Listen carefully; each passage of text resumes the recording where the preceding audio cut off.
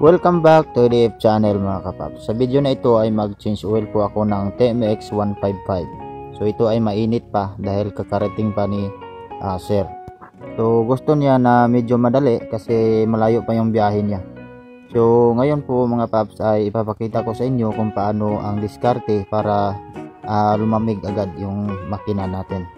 So ito po yung hose na galing sa ilalim ng makina, no? Ito po yung breather. So ang paraan ko dito ay bugahan ko ng hangin galing sa compressor para lumabas yung init sa ilalim ng makina. So, katulad nito mga kapaps, ito binugahan ko siya, tapos lumabas dito yung init galing sa ilalim.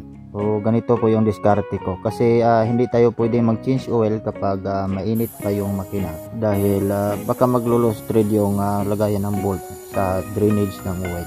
Okay, so dapat natin laging tandaan na yung makina natin ay filter lang yan at yung tornilyo o bolt ay bakal yan.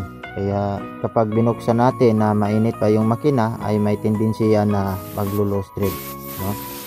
So dapat natin ingatan mga paps, lalo na hindi sa atin yung motor, no? Kay customer yan. Kaya dapat tayo maging maingat mga paps. Kung wala kayong compressor ay hintayin naman itong lumamig bago natin buksan. So nakita niyo mga paps na pinalamig ko yung makina, pati sa labas ay binugahan ko ng hangin, no? At kapag ito ay malamig na, saka ko nabuksan yung kanyang drainage. So kinakat ko lang yung ibang video mga paps para mas madali.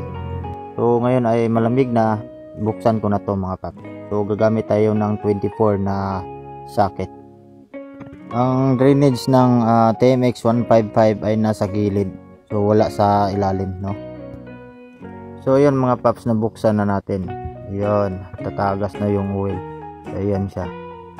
Okay, so next is bugahan natin ng hangin para maubos yung mga tira-tirang oil sa ilalim. Ayan, may laman pa siya. Yan, so tatagas yan kapag binugahan natin ng hangin. So itong nakita niyo mga paps ay papel lang to, ginawa kong embudo. Yan, kasi medyo mahirap maglagay ng oil. So ilagay ko na yung bagong oil niya. Yan.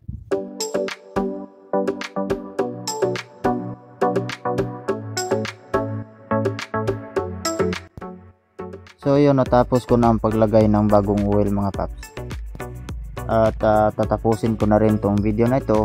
Maraming salamat po sa lahat ng nanonood ng aking video, at kung ito ay nagustuhan nyo ay paki-subscribe naman dyan mga paps. Salamat.